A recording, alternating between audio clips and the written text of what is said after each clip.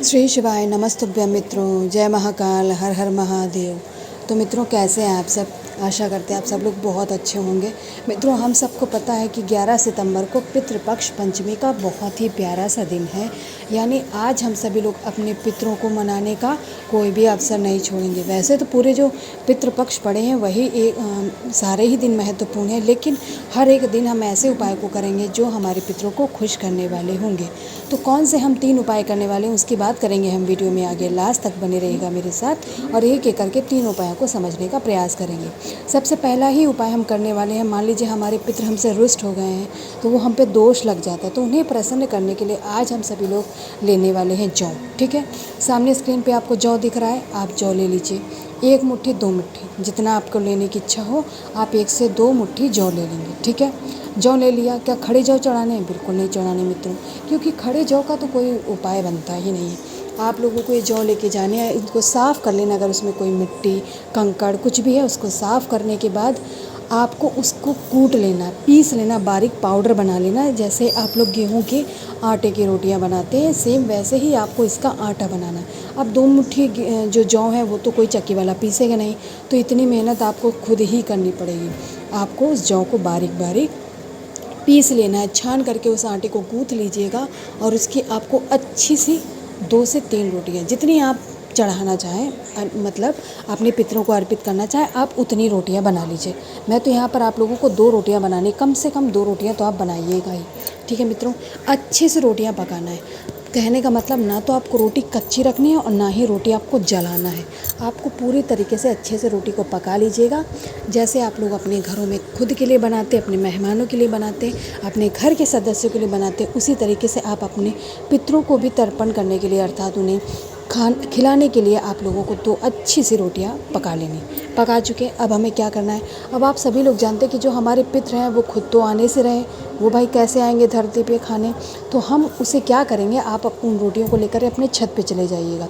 छत पे इसलिए जाना है क्योंकि हमारे छत पे कोई भी पक्षी, चिड़िया, कबूतर कुछ भी हो, सारे पक्षी छत पे आसानी से आ जाते हैं, है ना मित्रों। तो आप लोगों को अपने छत पे जाना है, उस रोटियों के छोटे छोटे टुकड़े कर लीजिएगा। बहुत बारीक भी ना करिएगा, ना ही बहुत बड़ा करना है, आपको छोटे छोटे टुकड़े कर लेने हैं और अच्छे से टुकड़े कर लीजिएगा रोटियों के। करने के बाद में आप अपने छत पे अपने पितरों के लिए, अपने पितरों को खुश करने के लिए, उनसे आपसे जाने अनजाने में जो गलती हुई है वो दोनों हाथ जोड़ करके आप अपने पितरों से निवेदन करेंगे कि हमसे जो भी गलतियाँ हो गई उन्हें क्षमा करके आपको अपना आशीर्वाद दें, आपके पितर आपसे प्रसन्न हो जाएं, आप रख दीजिएगा। वैसे तो कौवा के लिए रखा जाता है, लेकिन कोई भी अगर पक्षी उसका भोजन उसको ग्रहण कर लेगा, उससे भी आपके पितृदोष जो लगा होगा समाप्त होगा और आपके पितर आपसे खुश हो जाएंगे।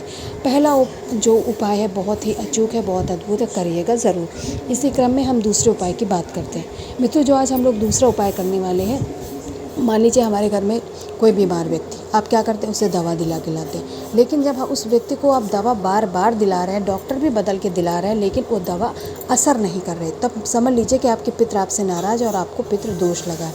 आप क्या करेंगे, आपको लेना है 1 चुटकी काली मिर्च। उस काली मिर्च को कूट करके बारीक सा पाउडर बना लीजिएगा। ठीक है, बारीक सा पाउडर बना लेंगे। पाउडर बनाने के बाद में आपको पाउडर लेना है। इसके बाद हमें लेना है 1 बेलपत्र। बेलपत्र कहीं से कटी फकी और खंडित नहीं होनी चाहिए, इस बात का आप लोग विशेष ध्यान रखेंगे।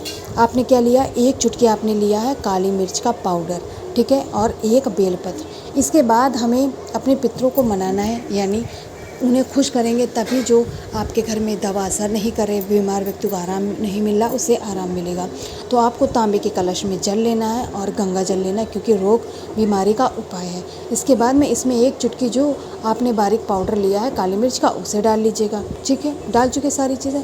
अब इस कलश को उठाएंगे, उस बेलपत्र को उठाएंगे और पहुँच जाएंगे देवादिदेव महादेव भगवान शंकर के शिवलिंग के पास। अब क्या करेंगे मित्रों, आप अपने घर से जो दवा नहीं असर करे, यानी रोग बीमारी है जो बहुत है, उन्हें दूर करना चाहते हैं, तो आप सबसे पहले तो आपको क्या करना है, आपको एक जो बेलपत्र लिए है उस रोगी व्यक्ति का नाम और गोत्र बोल करके उस बेलपत्र को आपको महादेव जी के शिवलिंग के ऊपर समर्पित करना है।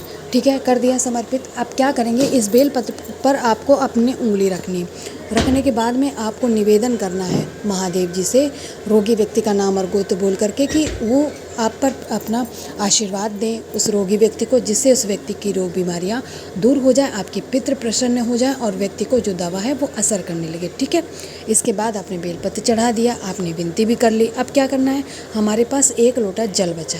अब उस 1 लोटे जल को आप महादेव जी के कुंदक रूप यानी कुंदकेश्वर महादेव जी के नाम से इसी बेलपत्र पे चढ़ा दीजिएगा। मित्रों, महादेव जी की कृपा से आपके पितृ भी प्रसन्न होंगे और जब आप नियम से उपाय करेंगे तो पितृ प्रसन्न होने के साथ साथ आशीर्वाद मिलेगा और उस व्यक्ति को का जो दवा असर नहीं करे असर करेगी, यानी उसकी रोग बीमारियां बहुत जल्दी दूर हो जाएंगी। तो 2 उपायों की बात कर ली, अब हम जल्दी से करेंगे तीसरे उपाय की बात, उसके फ़ायदे की बात करेंगे। लेकिन उसे जानने से पहले जो भी चैनल पर पहली बार आया, मेरी आवाज़ पहली बार सुन रहा है, वो मेरे चैनल को सब्सक्राइब और वीडियो को लाइक करना बिल्कुल भी नहीं भूलिएगा। मित्रों, तो जो पितृपक्ष पंचमी यानी गुरुवार के दिन हम तीसरा और अंतिम उपाय करने वाले हैं, उस उपाय को करने से सबसे बड़ा फ़ायदा होता है, हमारी कोई इच्छा, कोई मनोकामना जो अधूरी रह जाती है वह पूर्ण होती है। तो आपको करना क्या है, सामने स्क्रीन पे आपको पीला चंदन दिख रहा होगा। ठीक है, उस पीले चंदन को आपको क्या करना है, आपने ले लिया पीला चंदन, कितना लेंगे, 1 चुटकी, बस 1 चुटकी पर्याप्त है आपके उपाय के लिए। ठीक है,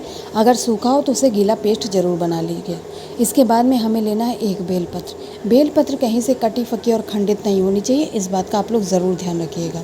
अब इस 1 बेलपत्र को उठाएंगे, जो पीला चंदन लिया है उसे उठाएंगे और जलाधारी का जलाभिषेक करने के लिए आपको लेना है तांबे का कलश, जिसमें हम लेंगे अपने घर का शुद्ध जल और गंगा जल। ठीक है मित्रों, दोनों चीज़ें को लेने के बाद में बेलपत्र मत डालिएगा, क्योंकि आप लोगों को मैं बता ही चुकी हूँ, जब कोई विशेष अवसर होता है तभी हम बेलपत्र को अंदर डालते हैं, अर्थात कलश के अंदर, अन्यथा आप ऐसे ही लेके जाते हैं। इसके बाद हम पहुँच जाएंगे महादेव जी के शिवलिंग के पास, शिव शंभु अर्थात देवादिदेव महादेव के उपाय करने के लिए। यहाँ पहुँच करके उत्तर दिशा में मुँह करके खड़े हो जाइएगा। मित्रों, आपने लिया है पीला चंदन। ठीक है, तो अपनी इच्छा, अपनी मनोकामना को कहते हुए सबसे पहले आप महादेव जी की शिवलिंग पे, उनके त्रिपुंड पे जो होता है वहाँ पर पूरा लेपन करेंगे।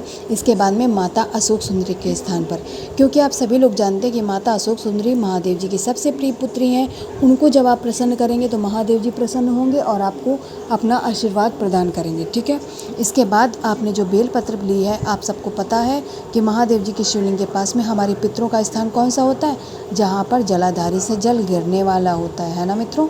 यहाँ पर बेलपत्र रख दीजिएगा। इसके बाद में अपनी इच्छा, अपनी मनोकामना को कहेंगे और कहने के बाद में महादेव जी के शिवलिंग के ऊपर से जब आप जल चढ़ाएंगे, श्री शिवाय नमस्तुभ्यम कर जाप करते हुए, और वो जल चंदन से बहता बहता बेलपत्र के गिरेगा। मित्रों, आपकी इच्छा, आपकी मनोकामना कितनी भी पुरानी हो ज़रूर पूर्ण होगी। महादेव जी आपको अपना आशीर्वाद देंगे और आप सभी लोग खुशी खुशी रहने लगेंगे। तो मैंने अपनी तरफ से पूरा प्रयास किया आप लोगों को तीनों उपायों को समझाने का, और मैं आशा करती हूँ आप लोग ये उपाय समझ गए होंगे।